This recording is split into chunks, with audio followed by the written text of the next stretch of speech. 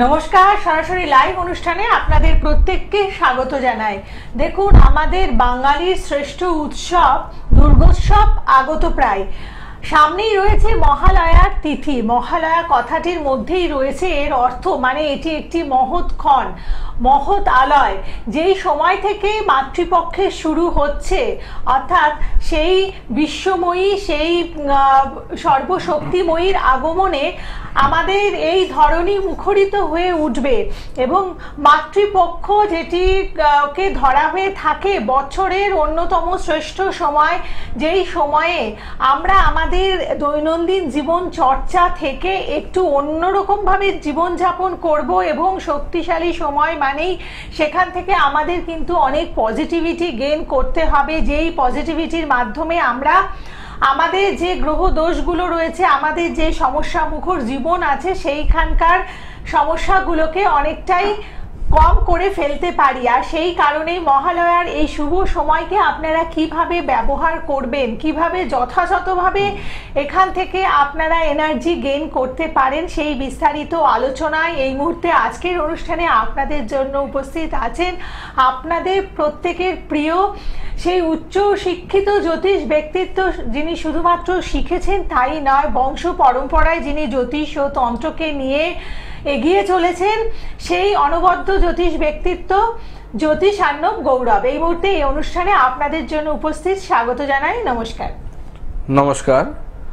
এই মহালয়াতে কিন্তু অনেক ধরনের কাজ হয়, ঠিক আছে, বিভিন্ন রকমের প্রতিকার মানুষের করা হয়, যাদের ক্ষেত্রে খুব ক্রিটিক্যাল প্রবলেম থাকে।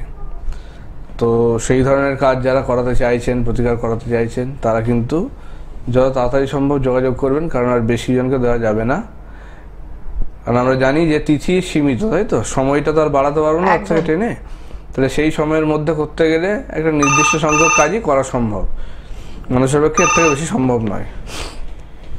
সেক্ষেত্রে যারা প্রথম দিকে আসবে তাদেরকে আমরা সেই সুযোগটা দিতে পারবো, ঠিক আছে। অনেকগুলো নাম হয়ে গেছে অলরেডি, আর হয়তো 4-5 জনকে নিতে পারবো। সেক্ষেত্রে মানে যাতায়াত করাতে চাইবেন তাড়াতাড়ি যোগাযোগ করুন, না হলে সে আবার পরে দিতে হবে, ঠিক আছে। সেক্ষেত্রে একদম। আচ্ছা, কে আছেন সাথে বলুন। নমস্কার। হ্যাঁ নমস্কার, আমি শ্রাবণী চক্রবর্তী বলছিলাম। দাদা নমস্কার আপনাকে। হ্যাঁ নমস্কার, বলুন। আমি শ্রাবণী চক্রবর্তী কলকাতা থেকেই বলছি, মানে একটু নিজের ব্যাপারে জানছি।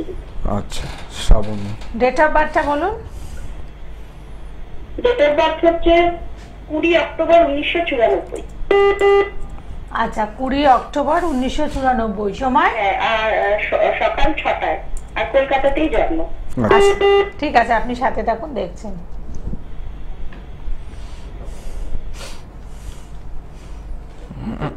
বৃহস্পতিবার জন্মবার, তাই তো? হ্যাঁ হ্যাঁ, বৃহস্পতি। তুলা লগ্ন, মেষ রাশি, অশ্বিনী নক্ষত্রের তৃতীয় চরণে জন্ম। আচ্ছা, দেবগণ। দেখুন, মেষ রাশি যেহেতু এখন সময়টা খুব একটা ভালো নয়, সেটা আমি ফার্স্টেই বলতে পারছি আপনার। যেহেতু মেষ রাশি এখন কিন্তু 7.5 যেহেতু ঢুকেছে, সাবধান থাকতেই হবে। তার মধ্যে আপনার আবার মঙ্গল নিচস্থ, মঙ্গল ডাউন। ফার্স্ট কথা বলি যে আপনার কি নিয়ে কোশ্চেন, কেরিয়ার বা কিছু নিয়ে? হ্যাঁ হ্যাঁ হ্যাঁ, কেরিয়ার, চাকরি, সব নিয়ে আর কি প্রশ্ন। হ্যাঁ, আমি আপনার ছকটা থেকে যে দুটো জায়গা দেখতে পাচ্ছি মেন, এক হচ্ছে কেরিয়ার, এক হচ্ছে হেলথ। দুটোই আসছে আমি এক এক করে, ঠিক আছে। দেখুন, আপনার লগ্নে রবি, বুধ, শুক্র, বৃহস্পতি, রাহু, এই 5টা গ্রহ একসঙ্গে বসে আছে। যেটার কিছু ভালো কম্বিনেশন তো আছেই, আবার কিছু খারাপ আছে। কেন? তুলা লগ্ন, রবি নিচস্থ, আবার বৃহস্পতি যেহেতু ওখানে আছে লগ্নস্থানে, রবি বৃহস্পতি যে কম্বিনেশন, এটা আপনাকে কোনো টিচিং প্রফেশন বা কিছুতে কি ছিলেন কখনো? আমি 2 বছর মানে কাজটা ছেড়ে দিয়ে একটা প্রাইভেট স্কুলে টিচার ছিলাম আমি। বুঝতে পেরেছি, কারণ টিচিং প্রফেশনটা আপনার জন্য দেখাচ্ছে এখানে, কিন্তু বর্তমানে আপনি কর্মশূন্য। করেছি 2 বছর, সেখান থেকে আমি ছেড়ে দিয়েছি আর কি। বর্তমানে আপনার কাজ নেই, যেটা দেখতে পাচ্ছি। আচ্ছা, সেইটার জন্য আপনি মানে কোশ্চেন, তাই তো, যে হবে কি হবে না, চেষ্টা খুঁজছি, কিছু পাচ্ছি না, পাচ্ছেন না। আচ্ছা, একটা জিনিস বলি, চন্দ্রকেতু বসে আছে সপ্তমে। আচ্ছা, আমাকে একটা জিনিস বলুন, আপনার কি মানে সন্তান হওয়ার পরে জায়গাটা এরকম হয়েছে? হ্যাঁ, অ্যাকচুয়ালি বেবি বাবার কিছুদিন আগে ডাক্তার ছেড়ে দিয়েছি। হ্যাঁ, তো তারপরে মোটামুটি একটু তো বড় হয়েছে, তারপর তো খুঁজছি চেষ্টা করে যাচ্ছি যে বাড়িতে শাশুড়ি মা একটু দেখবেন, এরকম একটা ব্যাপার হয়েছে, কথাবার্তা হয়েছে যে আগে তো একটা রোজগার করতাম, তো এই সেই রোজগার সুবাদে আমার অনেক টিউশনও ছিল, এখন সেগুলোও নেই আমার, তো এখন কিছুই খুঁজে পাচ্ছি না। বাচ্চাটা হওয়ার পরেই যে ছেড়েছি, তারপর তো আর খুঁজেই পাচ্ছি না, কাজই পাচ্ছি না। দেখুন পঞ্চম স্থানে শনি, আর শনি সাড়ে চলছে, পঞ্চমে যে বললাম সন্তান স্থান, তাহলে সেই জায়গা থেকেই প্রবলেমটা বেশি এসেছে আপনার। অর্থাৎ সন্তান হওয়ার পরে আপনার সেই সন্তানের প্রতি কোনো শত্রুতা বলুন বা হিংসা বলুন, সেই জায়গা থেকে কিন্তু প্রবলেমটা করেছে। আপনার না হলে কিন্তু জায়গা ঠিকঠাক ছিল, আপনার রবিটা খালি প্রতিকার করতে হবে, যেটা দেখতে পাচ্ছি, আর শুক্রের সঙ্গে যে কম্বিনেশন সেটা। কিন্তু বাকি এমন নয় যে এটার জন্য আপনার হবেই না চাকরি, তা নয়। এই যে হচ্ছেই না চাকরি, এটা কিন্তু আপনার বাইরে থেকে করা হচ্ছে, বুঝলেন? কারণ চন্দ্রকেতু থাকলে আপনার মানে একদম পাশাপাশি না হলেও কাছাকাছির মধ্যে, ধরুন 1.5-2 কিলোমিটারের মধ্যেই কোনো মহিলা, কোনো আত্মীয় বা কিছু আছেন কি আপনাদের বাড়ির? অতটা দূরেও নয়, একটু কাছাকাছি, মানে হ্যাঁ 1 কিলোমিটারের মধ্যে। অ্যাকচুয়ালি আমার পিসি শাশুড়ি আছেন, মানে আমার শ্বশুরেরই নিজের বউ। বুঝতে পেরেছি। আমার শ্বশুরের পৈতৃক শ্বশুরের দাদা, তাদের দুটো ইয়ে ছিল, একটা আমার শ্বশুর থাকে, একটা আমার পিসি শাশুড়ি থাকে। এবার সেই জায়গা থেকে হচ্ছে, বুঝেছেন? সেই জায়গা থেকে হচ্ছে, খুবই আসা যাওয়া, মানে একই একটু করে বলে যে আসা যাওয়া খাবার সবই চলছে। সেই জায়গা থেকেই আপনাকে মানে ক্ষতি করা হচ্ছে। দুরকম ক্ষতি করা হয়েছে। এক হচ্ছে আপনার ভাগ্যস্থানটাকে বেঁধে রেখেছে, কর্ম হতে দিচ্ছে না। দ্বিতীয়, আপনাকে কিন্তু শুকনো বান মারা হয়েছে, যার জন্য কিন্তু আপনার শরীরেরও দেখবেন অনেক প্রবলেম চলে আসবে, সৌন্দর্য নষ্ট হবে আপনার। মানে আগে যেমন দেখতেছিলেন, এখন আস্তে আস্তে দিন দিন শুকিয়ে যাবেন, বা আপনার মানে মুখশ্রী সবকিছু কিন্তু আগের থেকে শরীর অস্বাভাবিক খারাপ হয়ে গেছে, মানে একদম শুকিয়ে গেছি। আমি দেখতে শুনতে বেশ ভালোই ছিলাম, মানে শিক্ষা যোগ্যতা সবকিছুর সাথে মানে না, এটা করা হয়েছে, আকর্ষণীয় ছিলাম, ভালোই ছিলাম, কিন্তু এখন সেই রং কালো হয়ে গেছে, কেমন একটা হয়ে গেছি হবে। বিশেষ করে মুখের ঠোঁটের চারপাশে দেখবেন বেশি করে মানে কালো ছোপ বা কোনো র্যাশ, এই ধরনের কিছু কিন্তু বেশি দেখা দেবে। ঠিক আছে, আপনার যে ক্ষতিটা করা হয়েছে তাতে ঠিকই বলেছেন। সারা মুখটাই কেমন একটা ছোট ছোট হয়ে গেছে, সবাই বলছে যে স্কিনের ডাক্তার দেখাতে, আর ওরাল যেটা মানে মুখটার চারপাশে স্কিনের ডাক্তার তো দেখাবেনি, কিন্তু তার আগে বললাম তো মানে এমনি ট্রিটমেন্ট করছি, কিছু হচ্ছে না। শুধু স্কিনের ডাক্তার দেখালে হবে না, ডাক্তার দেখাতে হবে, কিন্তু তার সঙ্গে এই তন্ত্রক্রিয়াটা না কাটালে হবে না, বুঝেছেন? আর এই ক্রিয়ার ফলে আরেকটা যেটা হয় মানুষের মধ্যে, মানে ঘুমের ঘরে দুঃস্বপ্ন, বিশেষ করে ঠাকুর দেবতা নিয়ে কোনো রকম ভয়ের স্বপ্ন কিছু দেখেন অনেক সময়, এটা দেখে আর কি। এটা আপনি তো খুব ভালো কথা বলেছেন। আমি না ঠাকুরের স্বপ্ন বরাবরই দেখতাম, হ্যাঁ ভালো স্বপ্ন, শিব মন্দিরে পুজো দিতে যাচ্ছি, যে কোনো জায়গায় আমি সবসময় দেখতাম পুজো দিতে যাচ্ছি, যেটা বেশ আমার বিয়ের আগে থেকেই ছিল। কিন্তু যেটা আপনি বলছেন, আমি রিসেন্ট বেশ কয়েক মাস হলো ভয়ানক মা কালীর মূর্তি দেখছি, মানে ভয়ানক রাস্তা বের করা রাক্ষসের মতো, সেটা মা কালী এই জিনিসটা হয়।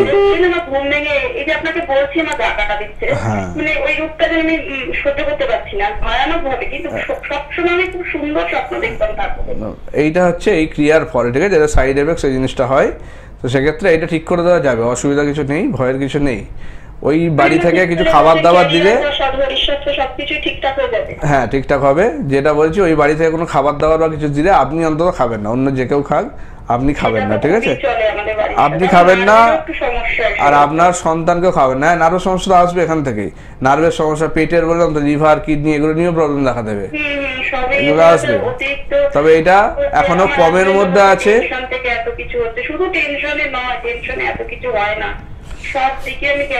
বললাম তো, রক্তের রোগ, হাই প্রেশার, এগুলো বাড়িয়ে দেবে, ঠিক আছে? তো সেক্ষেত্রে এই জায়গাটা ঠিক করে দেওয়া যাবে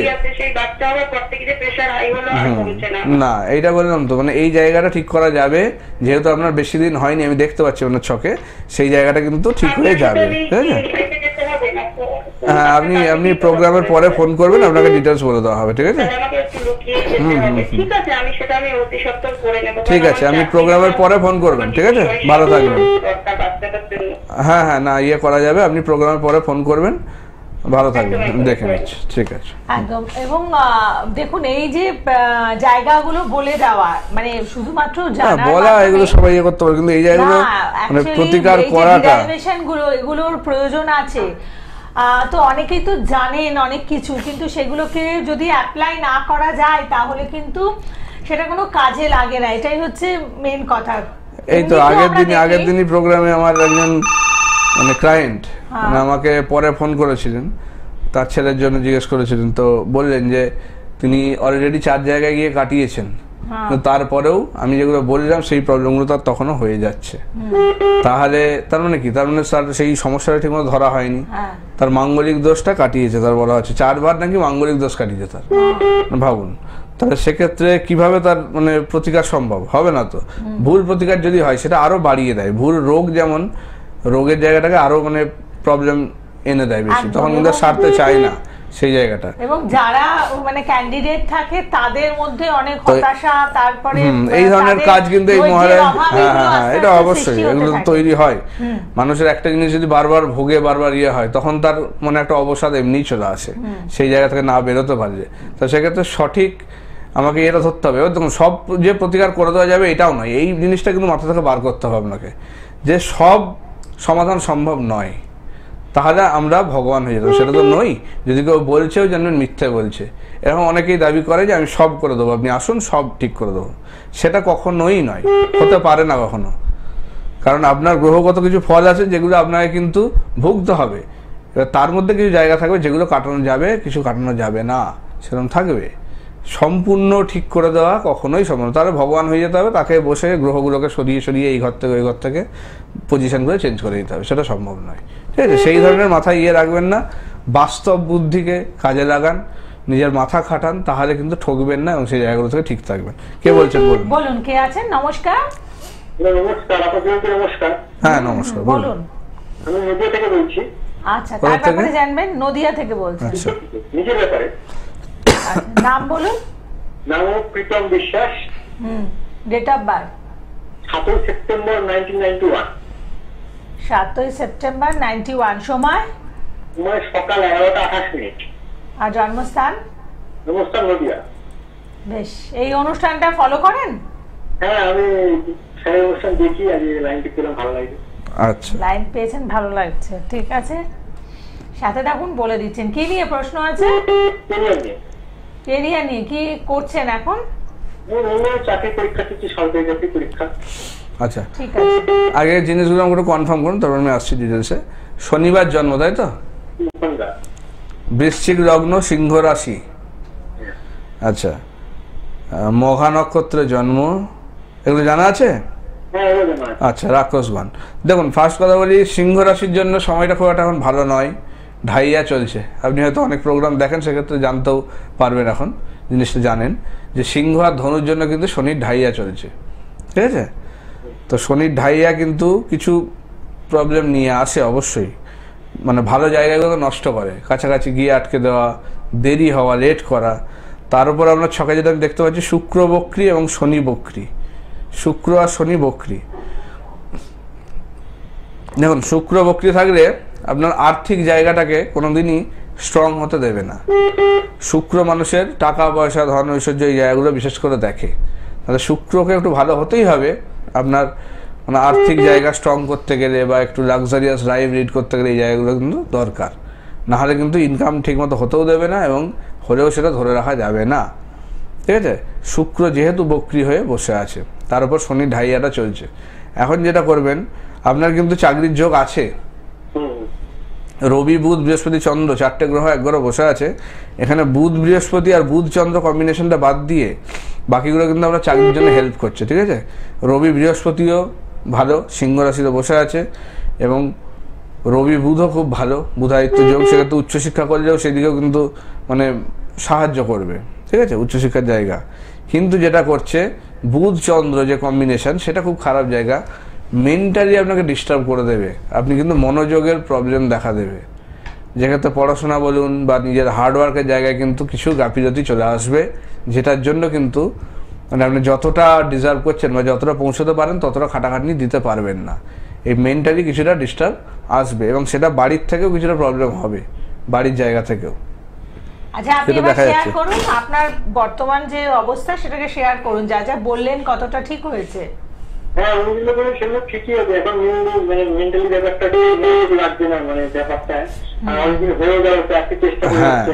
হয়তো বললাম যে বুধ চন্দ্র জায়গাটা খুব খারাপ, শত্রু গ্রহ তো এক ঘরে বসে আছে, চন্দ্র মনের কারক, আপনার মানে মনের জায়গাটাকে বললাম তো, মানে ডিপ্রেশন, হতাশা এগুলো এনে, হ্যাঁ এগুলো আসবেই। এই যে বুধ চন্দ্র কম্বিনেশন, এইটার জন্য আপনি যতটা করতে পারতেন ততটা করতে পারবেন না, এই জায়গাটা আটকে দেবে। আর সঙ্গে বাড়ি থেকেও কিছু সমস্যা আসবে, আপনার যেটা দেখাচ্ছে বাড়ির থেকেও কিছু সমস্যা আসবে, কারণ আপনার বিয়ের জায়গা খুব একটা ভালো নয়, বুঝেছেন।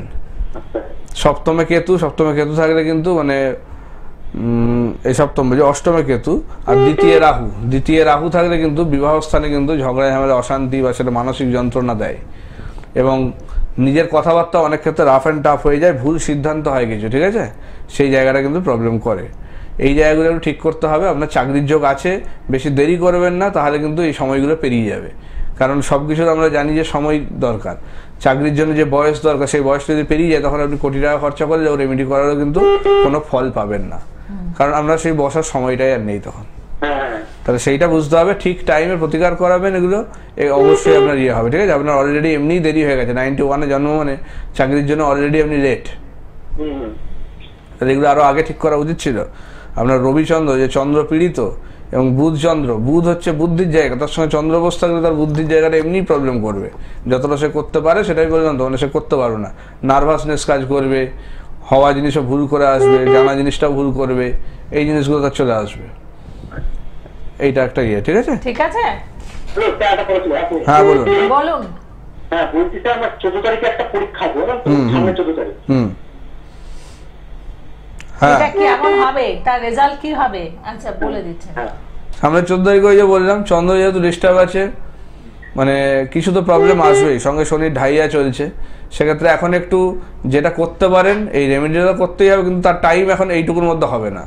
সেক্ষেত্রে আপনি এখন যেটা করতে পারেন, একটা লোহার আংটি যেটা বলছি একটা পরে নিন ডান হাতের মধ্যমাতে, আর নীল রঙের জামা কাপড় বেশি ব্যবহার করুন, পরীক্ষা দিতেও নীল রং পরে যাবেন, ঠিক আছে। আর শনিবারটা স্ট্রিক্টলি নিরামিষ খান এখন, তাতে কিন্তু অনেকটা জায়গা ঠিক করবে। আর শিবের পুজো পারলে করুন সোম আর শনিবার করে, ঠিক আছে, নীল ফুল দিয়ে পুজো করুন। কোথায় থাকেন বললেন? নদিয়া। ঠিক আছে, আপনি দেখুন এগুলো করুন, তা এই পরীক্ষা হয়ে গেলে পর একবার এসে চেম্বারে দেখা করুন, বুকিং নাম্বারে ফোন করে আপনারা জেনে নিন কোন চেম্বারে কবে পাচ্ছেন সেটা। হ্যাঁ, প্রোগ্রামের পরে আপনারা ফোন করে বুক করে আসবেন অবশ্যই, না হলে কিন্তু দেখি না সেইভাবে ইয়ে করবেন। আর সামনে মহালয়া তিথি উপলক্ষে যারা যারা কাজ করাতে চাইছেন, মানে মহালয়া তিথি জানবেন যে এই সময়টাকে আপনাদের ব্যবহার করতে হবে, শুভক্ষণ বা একটা ভালো সময়কে কাজে লাগাতে হলে সেই সময়ে যা নিয়ম, এই মহালয়াতে অনেক রকম কাজ হবে, ঠিক আছে। যেমন ধরুন আপনার মাথা গরম হয়ে যাচ্ছে, কিছু সামলাতে পারছেন না, সেই ধরনের প্রতিকার করা হবে। বা আপনি ধরুন ভুল সিদ্ধান্ত হয়ে যাচ্ছে বারবার, এমনি প্রতিকার তো আছেই, কিন্তু এগুলো বিশেষভাবে করা হবে। আপনার ধরুন ভুল সিদ্ধান্ত হচ্ছে লাইফে বারবার, সেখান থেকে আপনার বারবার আফসোস আসছে, বা কোনো রকম মানে উল্টোপাল্টা কথাবার্তা হয়ে গিয়ে ভালো সম্পর্ক নষ্ট হয়ে যাচ্ছে, আপনার যে দিগের জন্য সম্পর্ক নষ্ট করে দিচ্ছে, যেটা আপনি চেয়েও ঠিক করতে পারছেন না, সেক্ষেত্রে আপনাকে কিন্তু এই প্রতিকার কিন্তু হেল্প করবে, সেটা করে দেওয়া হবে। সঙ্গে এই মহালয়া কিন্তু মানে শত্রুতার জায়গাটাও কিন্তু বিরাটভাবে আটকানো হবে এই সময়টায়, কারণ এই সময় কিন্তু মানে খুব ভালো একটা তিথি থাকে শত্রু দমনের জন্য। যারা শত্রুতার জন্য ভুগছেন বা বিভিন্ন রকমের শত্রু আমাদের লাইফে থাকে, আমাদের চিন্তা হবে, গুপ্ত শত্রু বলুন, আত্মীয়তা থেকে শত্রু বলুন, পাড়া প্রতিবেশী থেকে বলুন, বন্ধু বান্ধব থেকে বলুন, নানা রকম জায়গা থেকে আমাদের শত্রুতা আসে।